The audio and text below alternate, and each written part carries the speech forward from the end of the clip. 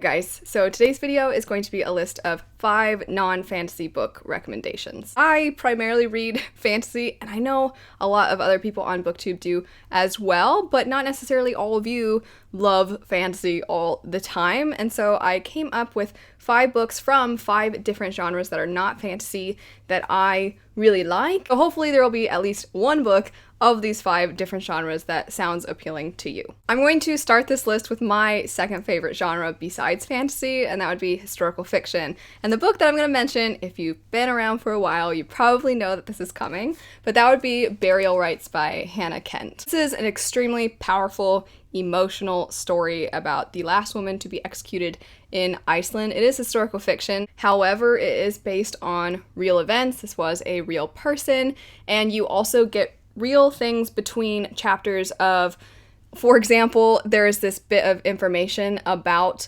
the weapon that they were going to be using to execute her, and that was a real document from history. So you get these little, very cold bits of information in between this very emotional story, and it is, in a sense, almost like a mystery story as well, because the main character that you're following, she has been accused of murder, and the setup is that she has the opportunity to kind of be right with God before she dies. It's one of her rights.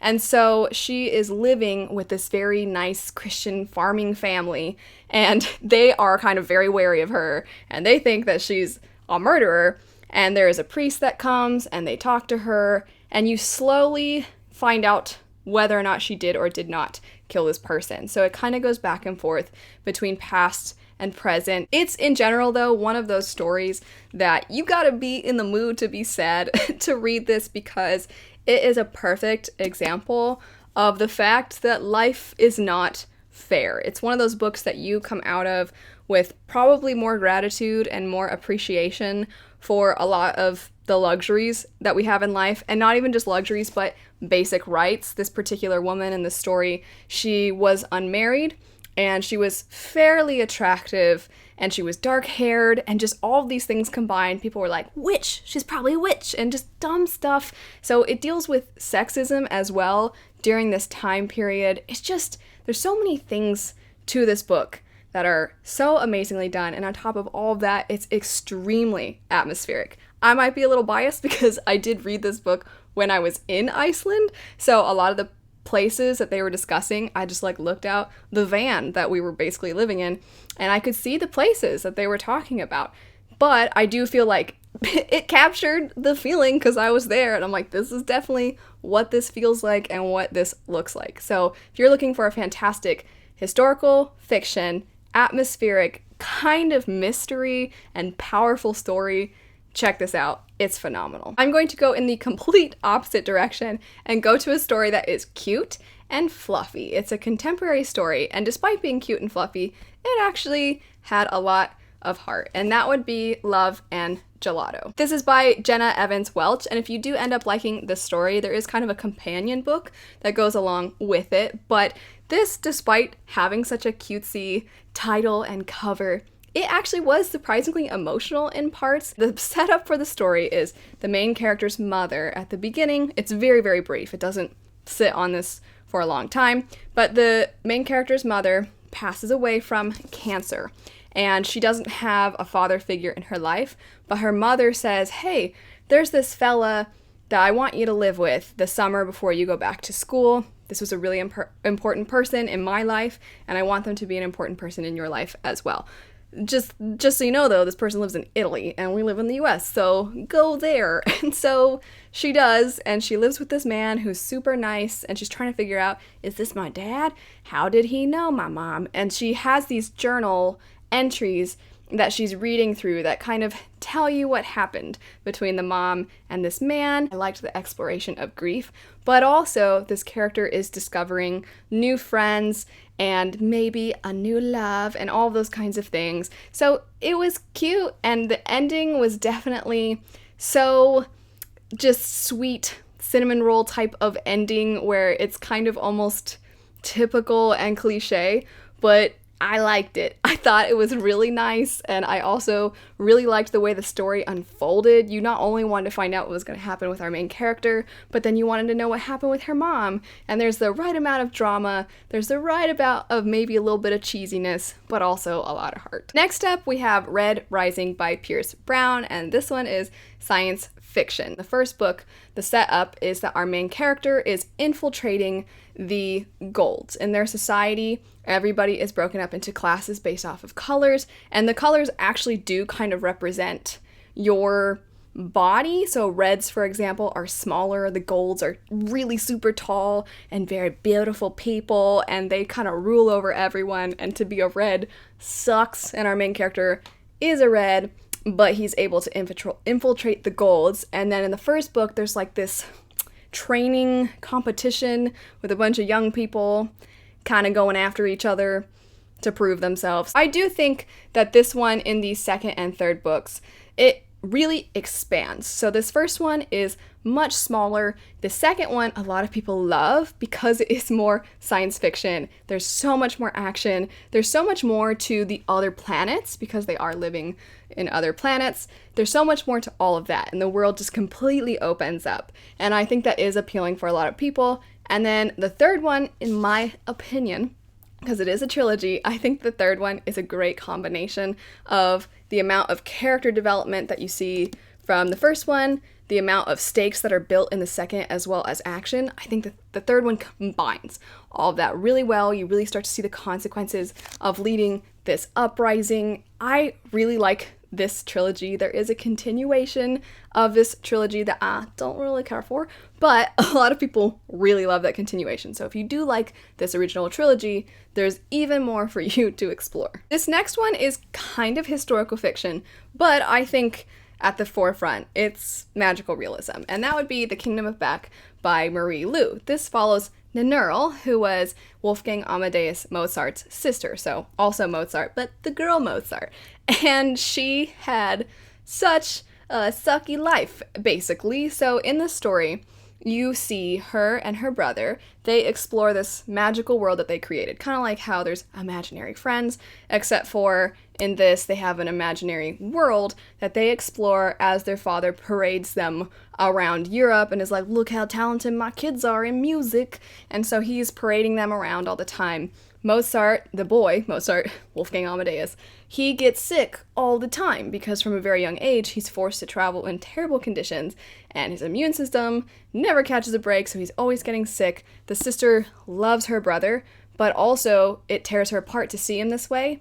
And then on top of all of that, there are so many injustices toward her because in this time period, there was just a lot of restrictions on women. There was a lot of things put in place as this is the path for you. You must follow this. It doesn't matter how much you follow it. It doesn't matter how perfect of a daughter you are.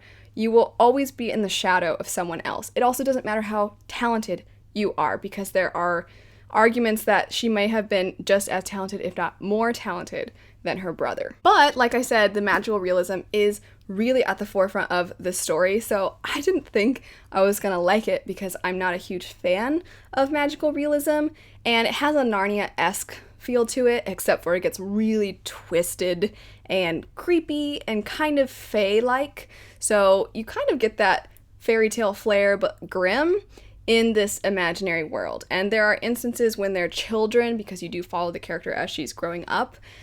There are instances in the story where you're like, wait, did that actually happen though? And again, that normally, if somebody said that, I would not be sold. In fact, I'd be like, I definitely don't want to read that because I can't stand when that happens. But as the character grows up, you start to see all these parallels between her innocent, beautiful little child mind being exposed to all the things that she has to deal with as a lady in this time period, and the role that her father has on her life, the role of her brother, her mother. You start to see these little pieces within the Kingdom of Back, within this magical world she's created. And it's very symbolic, but it's also very much up for interpretations. And I interpreted a lot of things a certain way, so it hit me a lot. But other people might not interpret anything in the ways that I did, and so they might be like, this magical world's weird, and then they might not like it at all. So I wouldn't say this is the most accessible book, but if you're looking for a book that is not necessarily super heavy-handed and that it can be up for interpretation, that is a very magical way of exploring something so unjust and unfair, this book, it broke my little heart. I almost cried so many times because I'm like, please let her be a person and let her follow her dreams.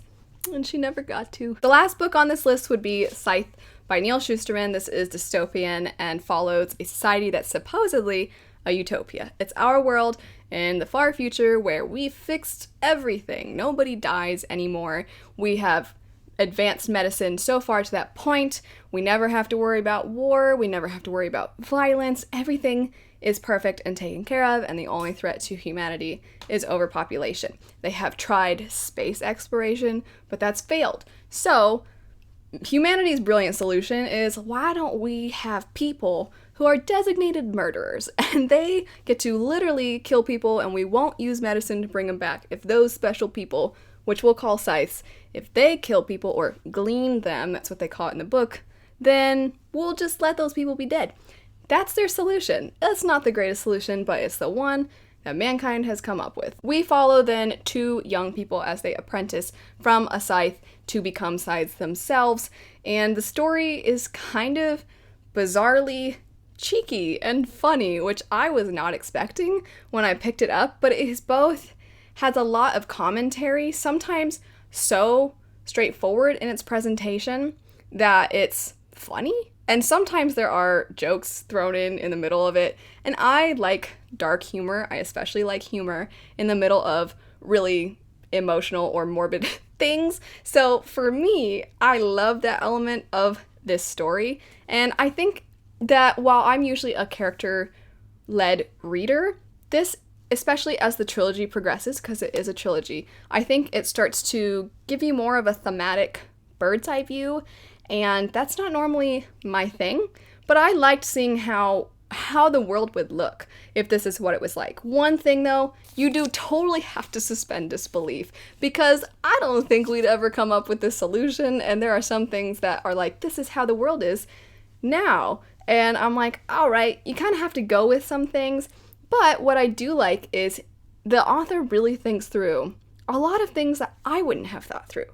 And I think it's really interesting and fascinating. So for example, because people can just basically come back to life because of the advancements of medicine, there are people that are thrill seekers, and they'll jump off buildings, or they'll jump in front of trains, or anything of that sort, and they call it splatting, and they know they're gonna come right back, but they do it for the thrill of it. And something like that, I'm like, okay, there would be people that would do that. And I think it's just interesting the way he weaves in so many of those little things throughout the story. Sometimes, again, they're really morbid, sometimes they're super funny, and sometimes they're just depressing. But that's a great recipe for my taste. That's it though for 5 non-fantasy book recommendations. Definitely let me know if you'd like me to do this again in the future, because I had a lot of fun chatting about these non-fantasy books. Thanks so much for watching though. I hope you have a great rest of your day, and I'll see you guys later. Bye.